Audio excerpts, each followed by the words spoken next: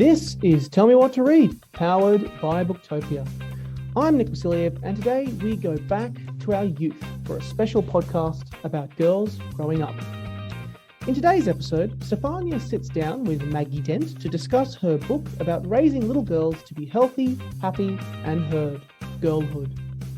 And then, in our second interview, Stefania chats with Madonna King about how to support your teen daughter on the road to adulthood with her book, L-Platers. Check the show notes for timestamps for each interview, and if you enjoy our content, drop us a review on Apple Podcasts, a like on Spotify, or wherever you are listening to our show. Now over to Stefania's interview with Maggie Dent, author of Girlhood, which you can purchase in the description right now from booktopia.com.au.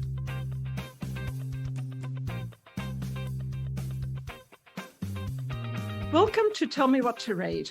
I'm Stefania Capogna, Booktopia's non-fiction category manager. Today, I'm delighted to be speaking with Australia's favourite parenting author and host of ABC podcast, Parental as Anything, Maggie Dent. Hello and welcome, Maggie. Hi, really thrilled to be here. I'm so happy to see you again. So today we're discussing your latest book, Girlhood, which you've dedicated to your 4 granddaughters. Could you share with us the inspiration behind wanting to write this book? Oh, thank you so much. Well, those of you who don't know that I've raised 4 sons, and so I was kind of really used to little boy behaviour. And then these little girls turned up, and when you're with them, you know, at the times that, because I get to look after them quite a bit, I started to get really fascinated by a few things. There were some of their emotional meltdowns that just confused the heck out of me. And you know, I'm really experienced and I'm a counsellor and I'm like all over this stuff, and I'm looking at it going, no idea what's going on here. And then I also noticed how incredibly clever they are, how savvy they are so much earlier. Like my 18-month-old granddaughter at one point, I was watching her, like she's pondering. You could see she was thinking about, and I'm wondering, what's she doing? Anyway, what she did want to do, so her mum was in the kitchen and her dad was in the lounge room. She was pondering, which of these 2 grown-ups do I approach to give me the best chance of getting a biscuit, right? And that just, and of course she swaggered to dad, didn't she, who caved really quickly. And I started thinking, wow, I'm sorry, but I think our girls are not being respected as being as aware of the world around them. And there's sometimes, you know, that conditioning that we know is in our world still, that girls are meant to be quiet and meant to be nice and just not meant to have that voice that questions things. I thought, I need to have a look. What is really going on in there? And let me ask a whole heap of people who live with them and work with them. So early childhood educators and parents, almost 5,000 people, Stefania. And when I started to get their voices, and that's, I think, what's sweet, the book all the way through it has the little voices of little girls. So even, you know, for once, they're definitely getting heard in a big way. So you've mentioned you surveyed almost 5,000 people, right? Parents and teachers and educators alike. So what was the most common concern that came up in the answers? Okay, the most common concerns, everyone is really worried that our girls are being defined by their appearance and that their appearance is the most important thing about them. Secondly, was definitely the world that we're in. That is more sexualized, that our girls aren't able to be little girls. Definitely confusion about their emotional world, a confusion about moods, a confusion about how do we encourage them to be braver and to keep their voice. So they were the really big concerns in that space. And I know that, you know, that complexity of how do we let them know that they don't need to be rescued by a man on a white horse one day, that in actual fact, yes, they may, you know, if that's what they choose to do, but it will be more of a partnership and a team thing rather than a man needs to lead you to happiness. Does that make sense? There were definitely parents who were concerned that we're still giving that message that girls are not strong enough to do things on their own. So what was the thing that surprised you the most in the answers that you weren't expecting to find? I think really I love the fact that when they started answering the things that amazed them, it meant that I wasn't actually, you know, like making it up. the ability for girls to tune into the people around them so accurately, not only their little friends, but the grown-ups, and they were beautiful, and that's really, we have a biological wiring to be more attuned, because we're, basically the ones with uteruses, and we're, kind of the ones who care for little ones mostly. And I think that was fascinating. And there were some beautiful stories of little girls who just took it upon themselves as 3 and 4 year olds in their early childhood settings to help a child who, was on the spectrum, or one who had a disability. They just immediately stepped forward and took over and looked after them. And I think I'd seen that a bit, but I hadn't witnessed it quite as much. So that was one of my beautiful surprises. I was also really pleasantly surprised with how many had worked out just how amazing their memories were. Even though there's a kind of sort of difficult side to that, and that's the fact that girls don't forget anything, right? Until you hit 40. No, well, trust me. If I start talking about certain ages, you'll remember stuff. And one of the things that, there was a beautiful little message that a parent said to me that it was their 5-year-old daughter's birthday, and they'd gone all the way. I don't know if they got a real unicorn, but they nearly did, right? And yet their little girl wasn't enjoying the party or the birthday. And when they finally dived underneath it, she had asked for something 11 months beforehand, and that present wasn't there. And she was really peed off at them, right? And she was really cross that they hadn't remembered it. And that's when I suddenly thought, whoa. Oh. So when they ask, or put a request out, it's not the same as when a boy asks for stuff, because he'll forget the next day, right? And that was the really big thing. I think that also they don't forget their emotionally wounding moments as little ones. And that's what can be difficult when you're a grown woman, that you get triggered by something. Yeah. But that experience actually was similar to one when you're a little girl, and the emotional, energy is still inside your body. So, I counsel girls, and I ran women's retreats for years. And so I heard a lot of the things that came up huge in their life as a woman that had happened before they were 5. And that's why I thought, oh, hang on, we need to focus a little more at allowing them to explore those things when they happen, because, the need to talk about big feelings is how often they process them rather than just say it once. They often need to say it again or look at it from a different way.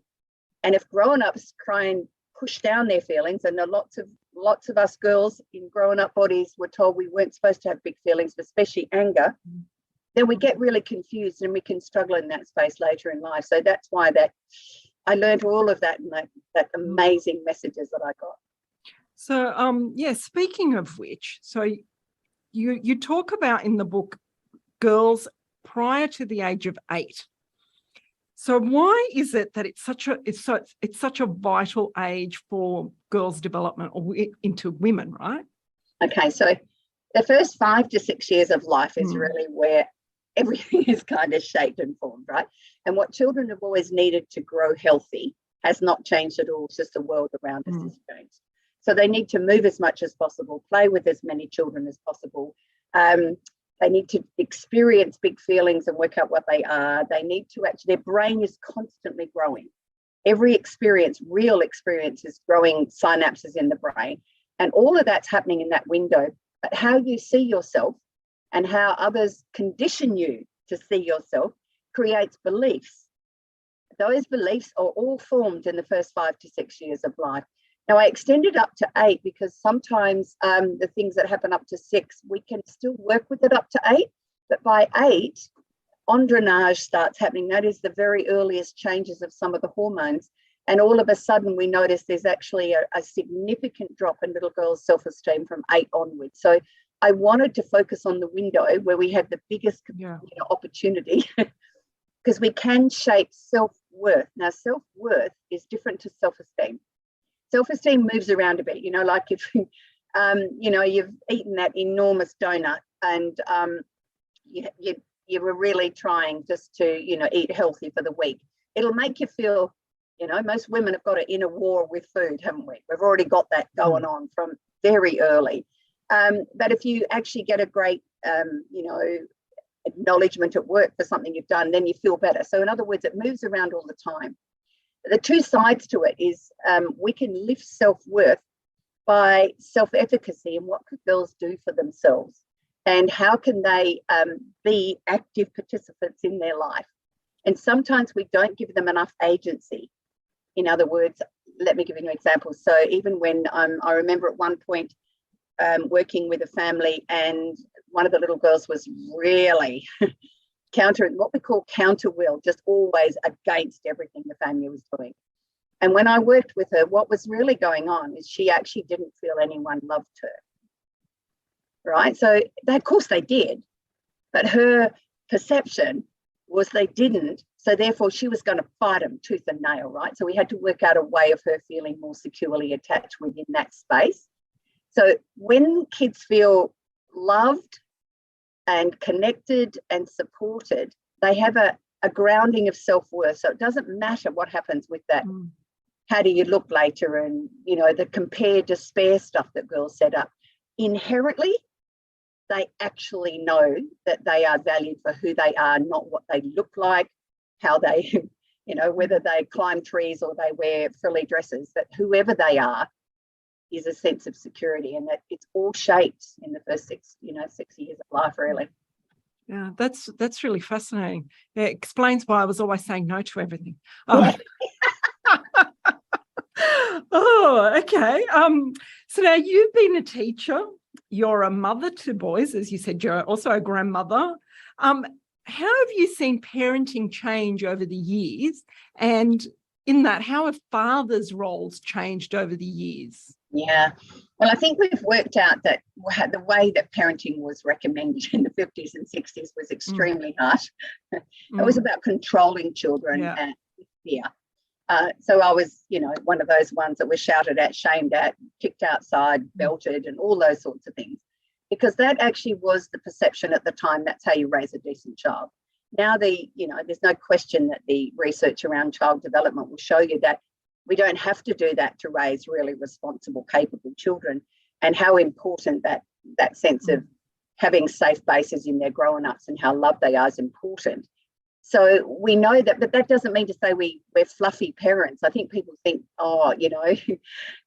being respectful, responsive parents means you're fluffy. No, you're not. You just don't have to hurt them. You just hold those boundaries. No, that's not happening. That's the shift. So one of the blessings, I think, and I've worked extensively with dads. It's dads only seminars are very different to next door audiences. Is the fact that they are stepping up. They absolutely want to be engaged and involved. So when I first became as an authorised celebrant back in 97, quite often when I was negotiating how to create the ceremony and stuff, hardly any men had anything to do with it. And 20 years later, they are actively participating in how they want that ceremony to happen, and that's exactly what's happening at home. I think we're shifting it again. Who needs to be the breadwinner? Well, work it out, take it in turns, or you know what I mean? And if you go to playgrounds now, and I do that a lot with my grandies, dads everywhere. They weren't there. And I remember Steve Bidoff even saying that his father was ridiculed when he wheeled a pram down the street because that's not men's jobs. So we're celebrating that, but it doesn't mean to say it's easy. For lots of dads, if they had a, distant, remote dad who wasn't a warm, caring human. So it's a shift for all of us to recognise that how we are as co-parents, and it doesn't matter what your gender is how are you working together to create the environment that suits the child you have, regardless of their gender, to let them be whoever they're meant to be. And I think that's the biggest thing.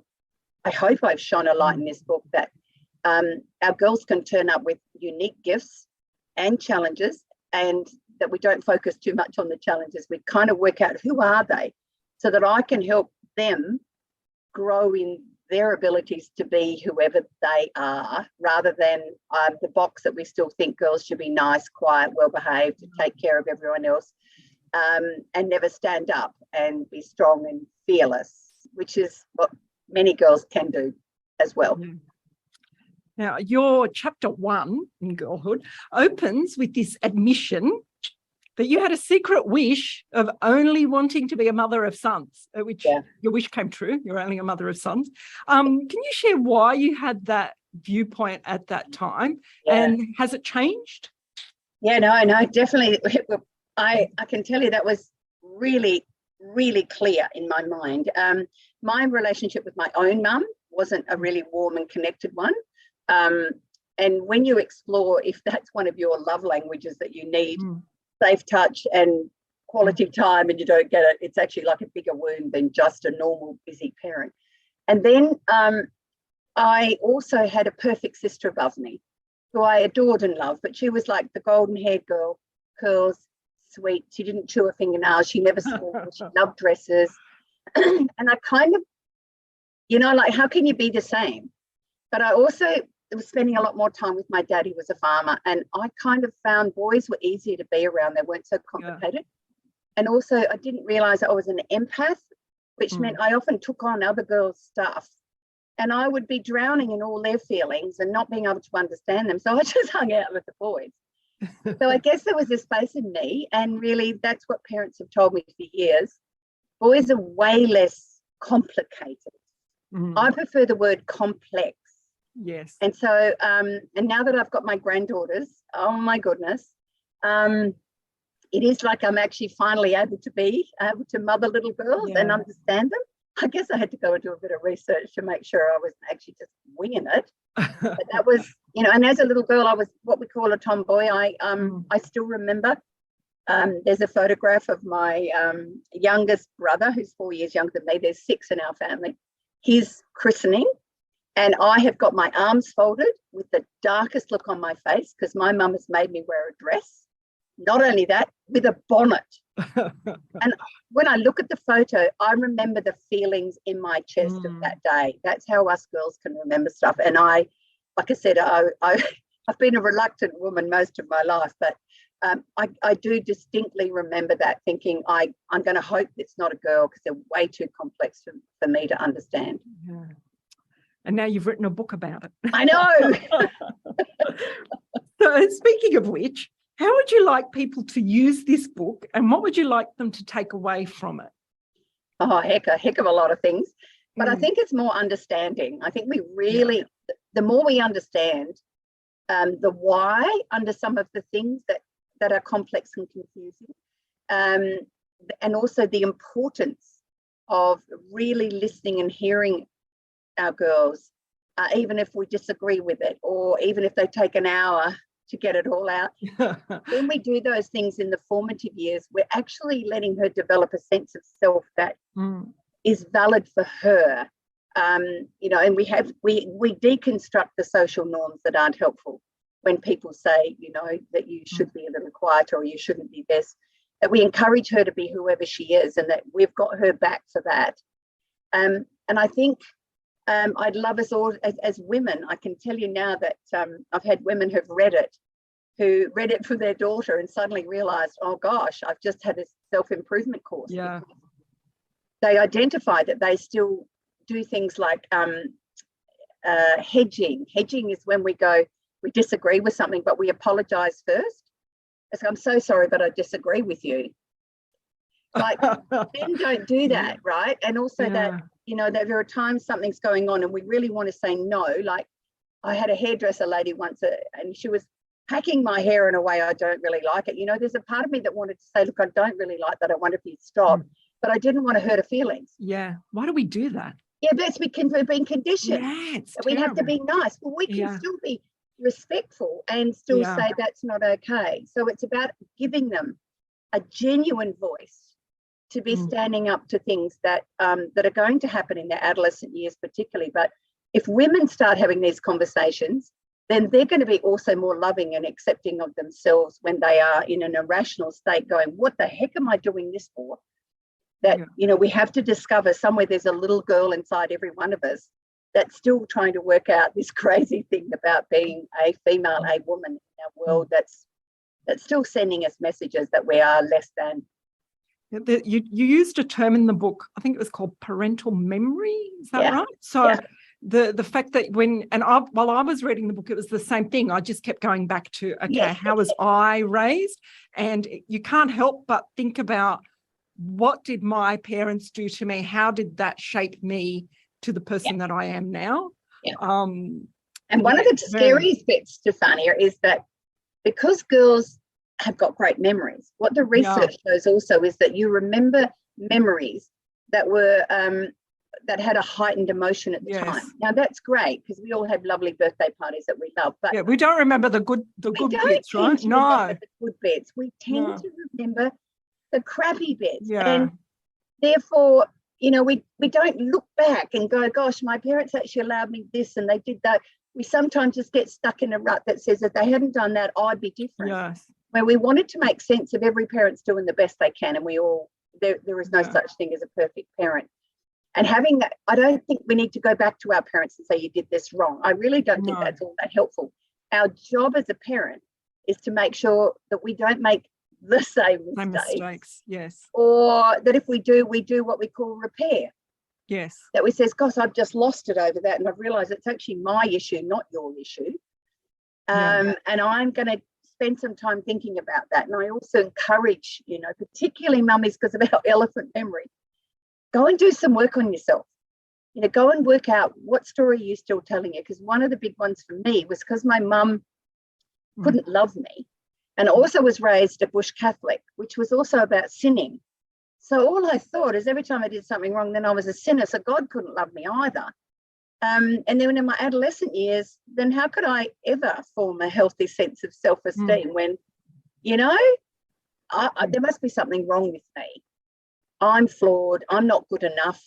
I can't, you know, it doesn't matter what I do. I'm never going to be good enough. We tell ourselves stories, and the stories influence our moods and our feelings and the choices we make in life. So, I mean, I know it gets complicated later, but when we look at, okay, so what else can we do? And I think it's about building that foundation. When I tease it out about the things you can do to help your little girls work out what their big feelings are about, and how moods can come, but we can change moods, and you know, coming to be able to understand who you are.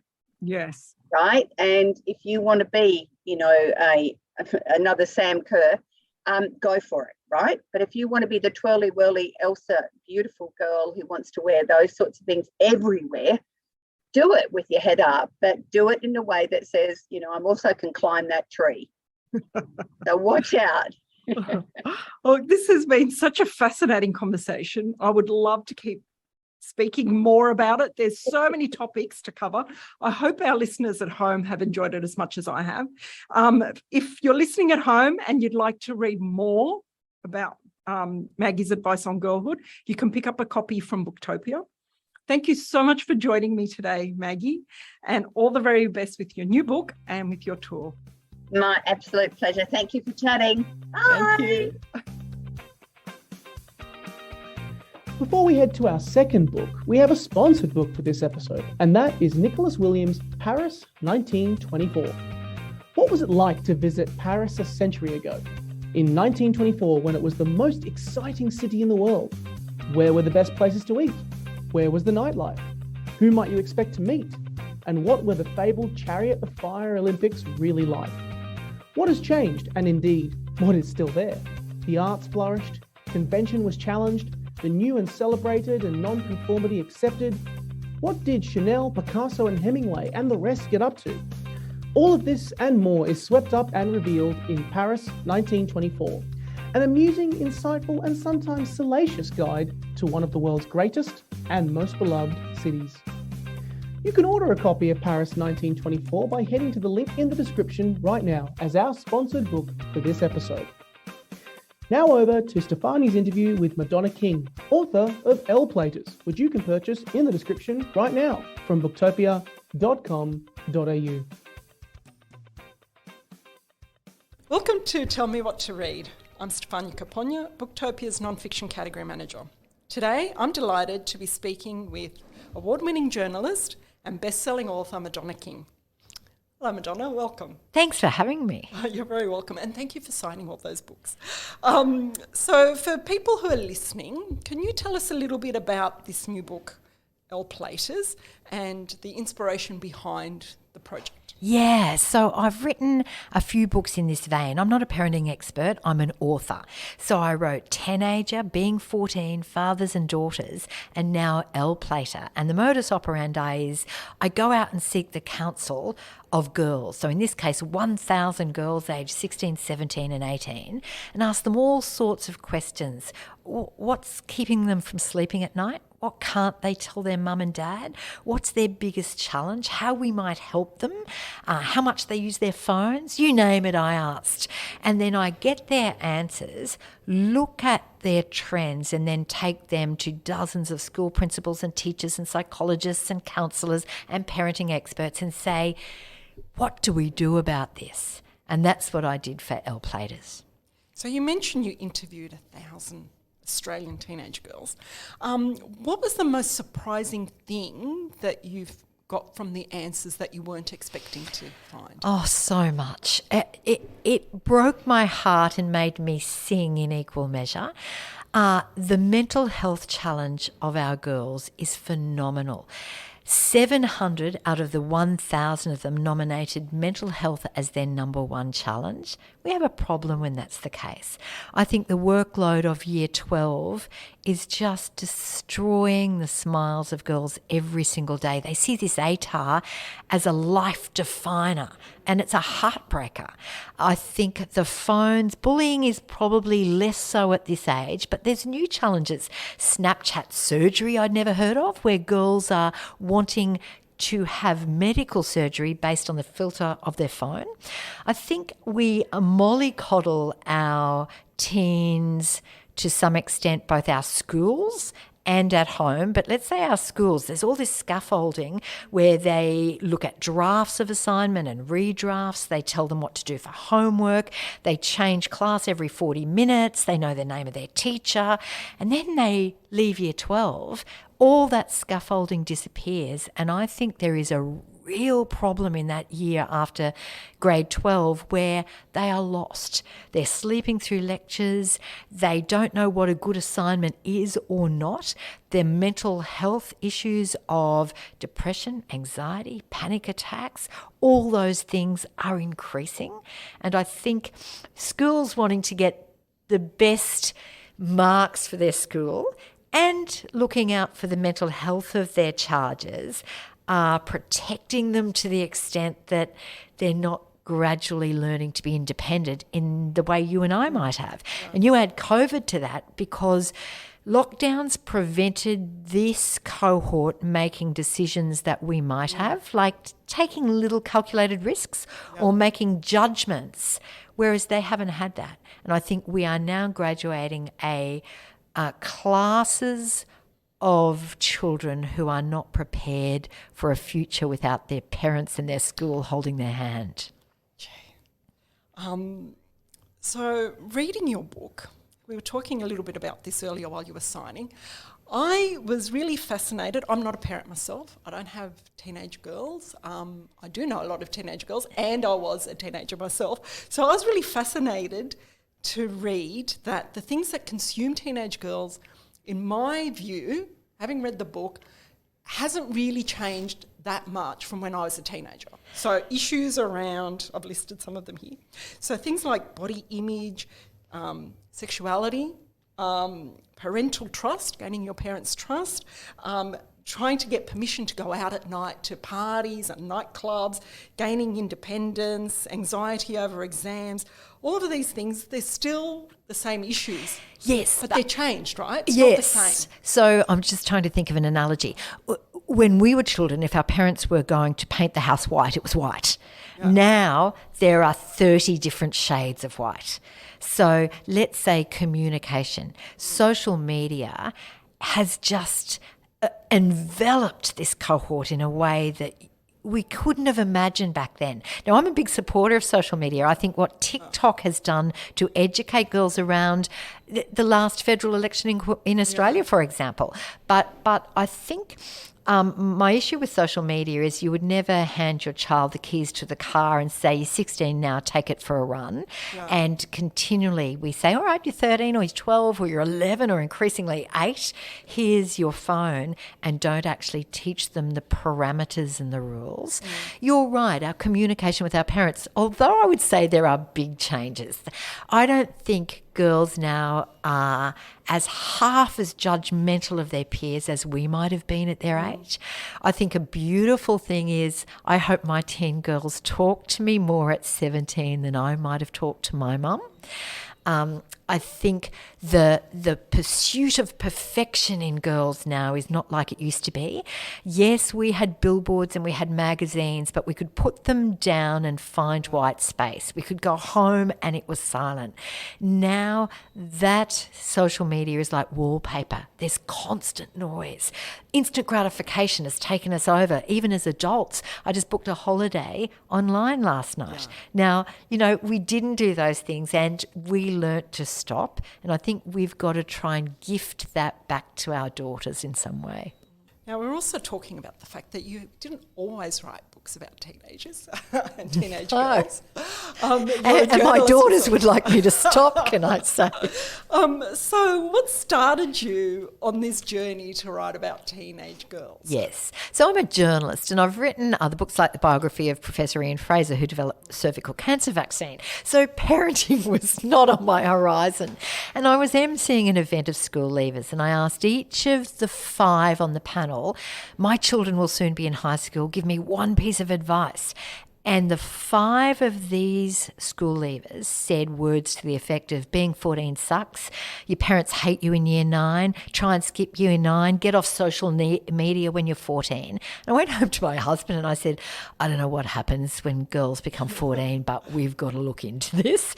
The same night, my friend sent me a text saying, when your eldest turns 14, I'm going to send you a bottle of French champagne and I suggest you drink it in one session. Can I say that?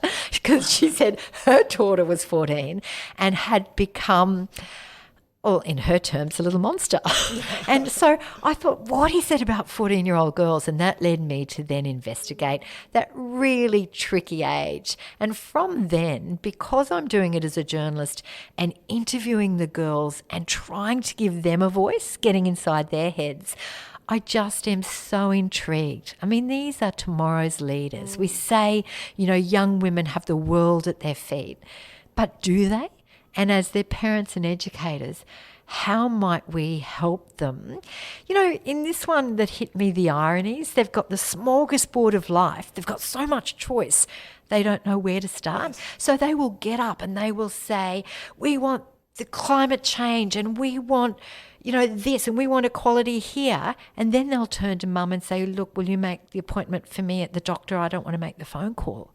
One expert said to me, they've got all this magic inside, but they want to walk out the front door. They don't know how to use it. And I thought that kind of is really true in many cases.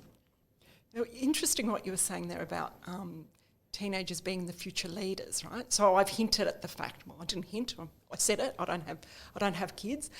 So I'm constantly being told, why do you care so much about education? So one of the big things for me is education and governments putting their budget towards education. And it's true, because when I'm going to be old, these kids are going to be looking after me, right? Yeah. So they are our future leaders. If we don't invest in education, if we don't invest in kids and if we don't listen to them, because they don't want what we want. No. They don't want to be wealthy. They want to be content. I speak to an economist in the book and he says they ask constant questions. To them, working late often means you're not good at your job. Where when we were that age, wouldn't leave before the boss left.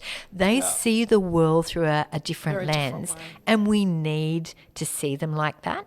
But whether you're a parent or not, like I remember someone once saying to me, you can only give your kids 2 things. One is unconditional love and a really good education. And I think that role of educating our children, whether it's at home or through the formal education system is so important, and we've got to get parents and schools talking more. You take the issue of gender identity, which became such a wedge issue during the election campaign, terribly. You know, so many children are not sleeping at night over this. But it's hard for parents too, because this is something that they didn't confront when they were that age, and or en masse. And I'm not saying that a big proportion of our teenagers are transgender. A very tiny slice are, but another 15% of them, according to experts, are wondering. Like we wondered whether we were goth or whether whatever, you know, went on that journey. But I think a beautiful thing about these girls is another 15 to 30% of them are thinking, I've got to give my friend space. I've got to help her. And that comes down to that non-judgment. And that's why they say mum, say they, not he or she, or, you know, and a lot of mums and dads are thinking, well, but why? What, you know? I struggle with that too. And I think we can learn so much from them if we just, you know, listen. So there are a lot of issues that you cover in your book. And every single I was mentioning that every chapter could be a book on its own. How did you decide what issues and what things to put into your book? That was easier. Because I'm a journalist, because I was interviewing the girls, I looked at what were their most common answers. So let's take anxiety. There is a tsunami of anxiety. There are girls going home saying, I want to talk to someone, and parents saying, I don't believe in that sort of stuff. There's school refusal, where you refuse to get out of the car, panic attacks, depression, anxiety, eating disorders, including new ones I'd never heard of, like one called orthorexia, which is, well, where girls will start maybe with a green juice, but then they will decide only ever to put something pure in their body. So they'll stop preservatives. Then whole food groups like, you know, wheat or grains or dairy. And it gets to the stage that some mothers and fathers, some families in Melbourne during lockdown, were driving to up to 5 supermarkets to try and find something their daughters would eat. These things are new, and I think I've forgotten your question now. What were the main issues that you, how did you come up with the issues for your book? So that came up with a girl saying, you know, my big challenge is this. And so I looked at the themes, 700 of them put mental health as the biggest challenge. So then, you know, I kind of looked at, what do you mean by mental health? And then they nominated one of those things. Being fearful of the future, I wouldn't have thought. Their intelligence online is phenomenal. They're older, younger, you know, so they know stuff we didn't know, but they don't necessarily know how to use it. And so first year university staff were saying to me, they don't know what they don't know. And so country kids struggled, this is a generalisation, but in my interviews with things like referencing in university assignments, because not a lot of effort had been put into that. City kids hadn't done basic things, so they would walk across campus at 11 o'clock at night and think that was fine because everyone's young and it's safe. So I think that COVID has impacted, well, Mark McCrindle, the social demographer, said to me in an interview that while the elderly were more vulnerable from a health perspective, this cohort were the most affected by COVID economically and socially. So they lost their part-time jobs, but then there was the isolation, the lockdowns, the cancellation of semi-formals and formals and graduations and 18th birthday parties. And we can say, look, it's a first world problem, but it's bigger than that. And when I looked at schools in Adelaide and in Queensland, which didn't have the same number of lockdowns as Melbourne, it was the same thing. It was constantly living on the edge, you know, that uncertainty about whether this would go ahead, my netball game or not. And it meant that many of them went into themselves.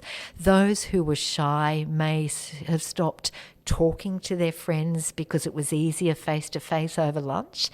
And I reckon there's a legacy in COVID that as a country, as a community, as educators, as parents, we need to really consider, because this is this. So do you think it's affected their development in some way? Like, is that a developmental period, or? I think for many of them, it's affected how they communicate and how they see themselves in a community. So it stunted their growth, maybe. You know, when you're little, in being 14, it drove me crazy how everyone has to have my group. There's this group of friends and this group of friends, and there can be a breakup in a group. And we know as parents, we don't have a group. We have tennis friends and tuck shop friends and work friends. But we all, if we see each other in the street, we say hello. We don't because they're not in our group. And I think little things like that have progressed on a little bit because there hasn't been that maturing. I think also in year 12, which really surprised me, you would think that friendship is kind of worked out. But a lot of girls are thinking, I've only got 8 months to go or 6 months to go. I don't like her values, or she doesn't think like me, or she drinks and vapes and I don't, or the other way around. And there's all that rite of passage at 18 of being able to drink and go out and being more independent has driven a wedge in many friendship groups that makes that hard year pretty hard. So speaking of drinking and vaping, yes. and going to parties, one of the things that I'm very conscious of is that this generation of teenagers have no knowledge of life prior to smartphones. Yeah, spot on. They've grown up with smartphones, which is, obviously we've touched on some pros and cons of this. So one of the things that really struck me when I was reading your book was this idea that there are tracking apps. So parents these days can see where their teenagers are 24/7 all the time. They can see how fast they're driving. They can see everything. They can see them walk. Now, and they are massive, particularly one called 360 Life. It is massive. It won't be a surprise to many people listening to us. It's a surprise to me. Well, is it good or is it bad? I think it's so interesting, right? So, yes, because one of my most vivid, and I was speaking to my sister about it yesterday, we were visiting our parents, and I mentioned, some of the most vivid memories I have of being a teenager are those arguments that you have with your parents to allow you to go to parties, asserting your boundaries, getting permission to go because they're worried you're going to be drinking and smoking, and where are you going to be, who you're going to be with. And so you'd establish ground rules, you'd establish curfews. So at the time it was horrible, but it gave us all these skills on negotiating. Yes. It gave us accountability. It gave us all these skills that we've brought into adulthood, which if my parents would have loved an app to keep track of us. Yes, but I don't think it changes any of that. I think you can still have all those curfews and rules. It's how it's used. So one girl said to me, she went on a date with her boyfriend, right? And her mother tracked her and they were going to this little restaurant. Her mother saw that they went to another suburb. Her mother got into the car and because you can even see the address, drove like hell to get to that place. The poor boy had left his wallet at home and they'd just dropped in to get the wallet on the way to on the way to the restaurant. And that girl said to me, I don't trust my mum anymore. She didn't trust me, so I'm not going to trust her. And so that's the thing, right? But that's one side, right? There's another side where people say, let's say your daughter is a swimmer and finishes swimming training at 9:00 at night. She's standing outside on a road waiting for dad or mum to pick her up. She can see when dad's approaching. She can stay inside and then just walk out when he's arriving. I thought it was really bad when I went into it, but I asked principals, psychologists, counsellors, parents, everyone, and this is what I think. I think if it's used with all parties in total agreement, it's not misused and it's used for practical purposes, it can really help busy parents. But if it is misused, like seeing if she's going straight to a restaurant or a child feels as though mum's looking over her shoulder, then it's never going to work. And I think the moment, let's say there's 2 kids and 2 adults, the moment one says, I don't want to be on it anymore, you have to take them off it. Yeah. But I couldn't get... And that's where you get the negotiating, right? You negotiate Oh, the way you I use think, the I app? I think if a child at 17 says, I don't want you to follow me on that, you've got to say, that's right. okay. Yes. Because they're that's how you 17. build trust, right? Yes, but I talked to lots of girls who liked it too because they thought it was safe. Yeah. So, and girls, lots of groups have this too. They have everyone on their little thing. I hate that more because they can see where all their friends are and then they think, oh, everyone's at Alison's house and I wasn't invited. So it's certainly there's a lot of risk with them, but it comes down to how it's used, I think. I've got the pros and cons in the book. And that's the thing. There's a lot of pros and cons with a lot of technology that we didn't have to deal with. Thank you so much for being here today, Madonna. I've really enjoyed our conversation and I hope that people at home can take something away from it as well. There's been so many interesting points in this book. My pleasure. And I learnt so much writing it. I hope anyone reading it picks up a few hints along the way. If anyone at home would like to pick up their own copy of El Platers, you can go to Booktopia. Thanks to Madonna King and Maggie Dent. You can find links to both books in the description below or head over to booktopia.com.au. If you enjoyed our show today, drop us a review on Apple Podcasts or a like on Spotify and let us know what you think. Or if you're enjoying our show, you can subscribe to our channel and be notified whenever new episodes drop. Links in the description. Join us for our next episode on Thursday as we sit down for a very special discussion. With the announcement of the schedule for the Byron Bay Writers' Festival tomorrow, July 13th, we sit down with artistic director Zoe Pollock and author Hannah Kent to discuss the festival and what patrons can look forward to. Thanks for listening and never stop reading.